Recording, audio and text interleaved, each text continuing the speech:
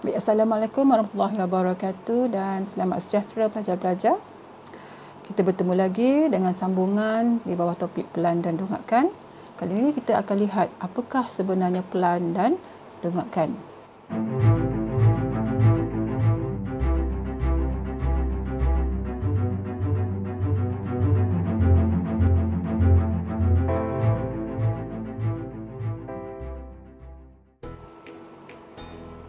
Baik.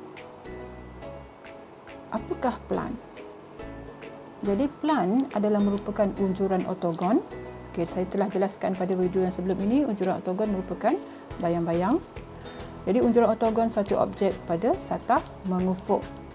Jadi pelan adalah unjuran ortogon objek pada satah mengufuk, ataupun dengan kata lain yang paling mudah untuk kita fahami ialah apakah yang kita lihat daripada pandangan atas. Okey. Kita bayangkan kita duduk di sebelah atas objek. Jadi kita lihat, jadi kita akan lukis apakah yang kita perhatikan daripada bahagian atas. Bagaimana cara melukis pelan? Okey, cara melukis pelan adalah sama seperti kita melukis unjuran ortogon. Cuma di sini apa yang perlu ditekankan ialah untuk melukis pelan, kita perlu melukis garisan padu bagi garis-garis yang dapat dilihat dari arah pandangan. Bermakna apabila kita duduk di atas, kita kena pasti apakah garisan-garisan yang boleh kita lihat, yang kita nampak dari sebelah atas. Jadi kita lukiskan dengan menggunakan garisan padu. Okey. Yang kedua, jika garisan ataupun bahagian yang kita tidak dapat lihat daripada atas ataupun yang terselindung, garisan tersembunyi, kita lukiskan garisan tersebut dengan menggunakan garisan putus-putus. Okey, ini adalah dua perkara yang perlu pelajar ingat ya. Garisan padu untuk garisan ataupun bahagian yang kita dapat lihat, dan garisan putus-putus untuk bahagian ataupun garisan yang tersembunyi. Baik, sekarang kita lihat contoh bagaimana kita hendak melukis pelan sesuatu berpejal. Okey, lukiskan dengan skala penuh pelan berpejal di bawah. Skala penuh bermaksud kita kena melukis dengan saiz yang sebenar. Baik, diberi satu pepejal. Okey, kita hendak melukis pelannya. Jadi apabila kita hendak melukis pelan, kita anggap bahawa kita berada di bahagian atas pepejal.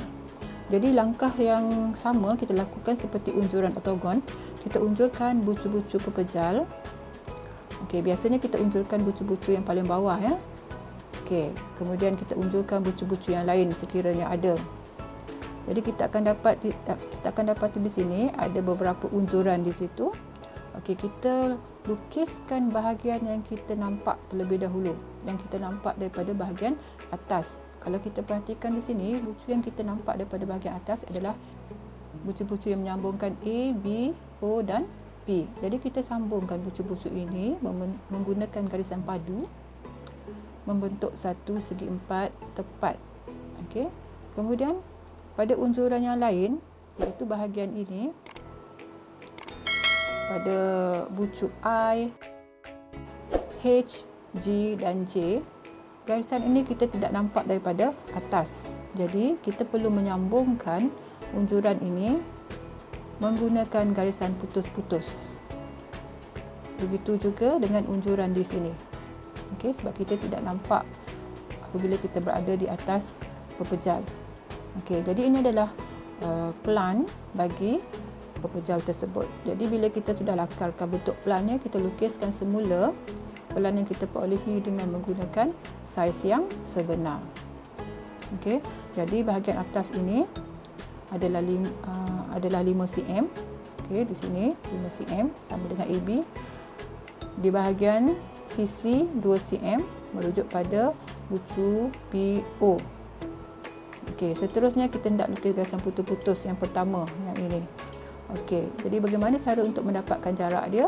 Okey, kita sudah tahu di sini 2 cm dan di bahagian bawah ini KN ataupun LM 1.5 cm.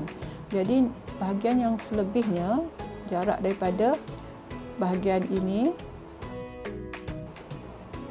ialah 0.5. Okey, kita sambungkan membentuk garisan putus yang pertama.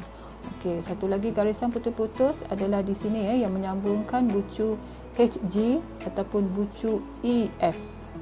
Okey, jadi berapakah jaraknya?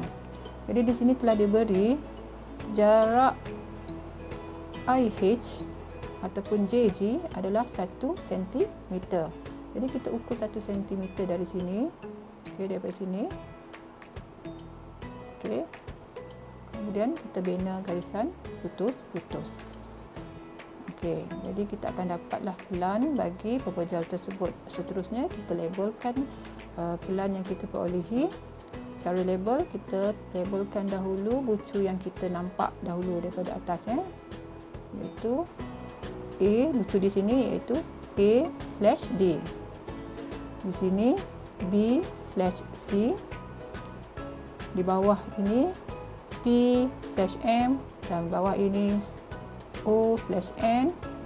Di sini J/K, di sini I/L dan di sini E/H dan akhir sekali F/G.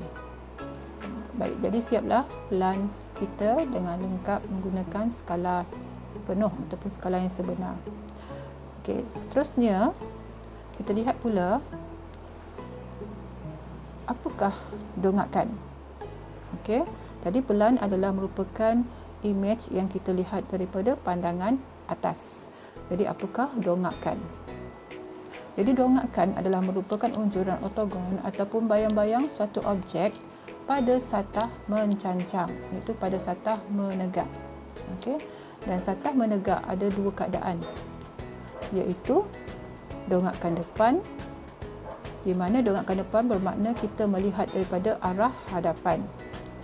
Dan yang kedua, dongakan sisi, di mana kita melihat daripada arah sisi objek tersebut. Jadi kita lihat contoh di sini. Okey, ada dua satah mencancang, satah kiri dan satah kanan. Jadi yang mana satukah pandangan depan ataupun dongakan depan dan yang manakah satu dongakan sisi? Jadi yang sebelah kanan di sini adalah dongakan depan. Di sebelah kiri merupakan dongakan sisi. Okey. Biasanya dalam soalan dinyatakan arah mana yang mewakili dongakan depan dan arah mana yang mewakili dongakan sisi. Jadi seterusnya, bagaimana cara kita melukis dongakan?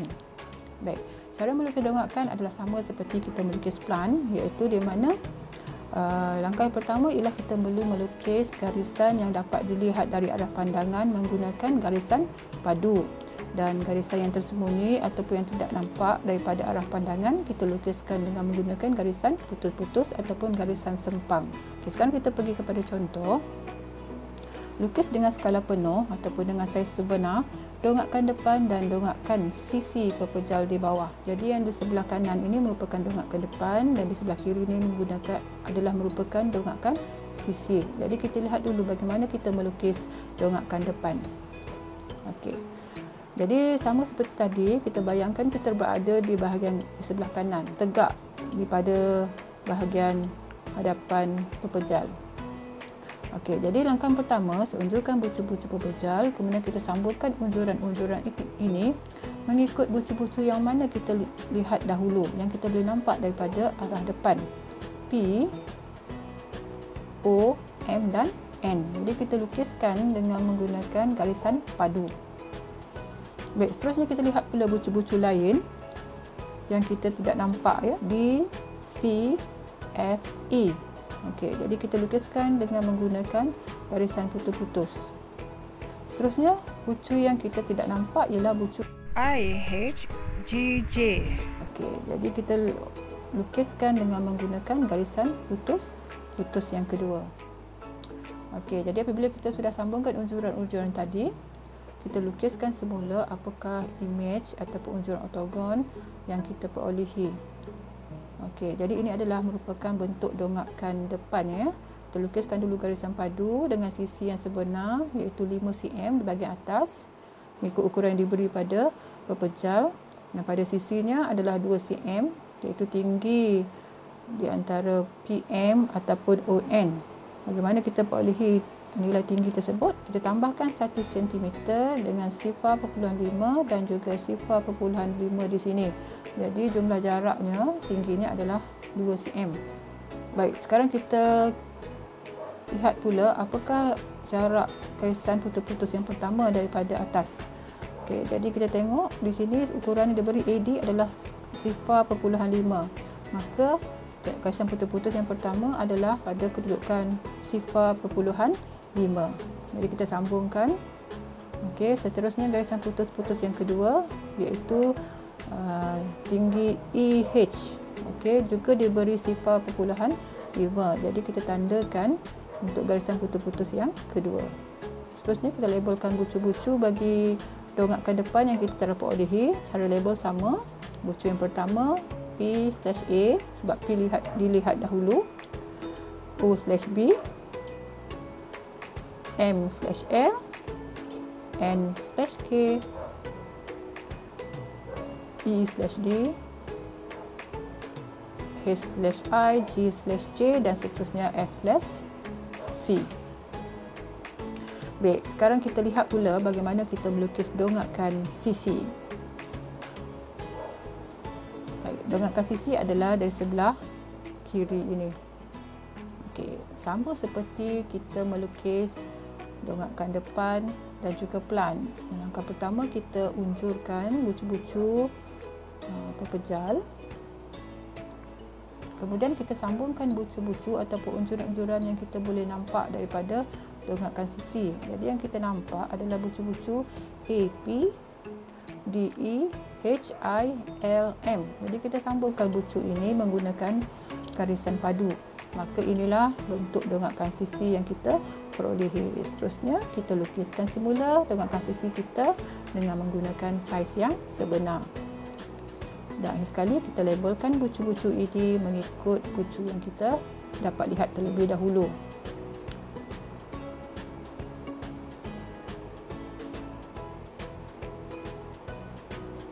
Jadi siaplah dongakkan sisi bagi pepejal tersebut.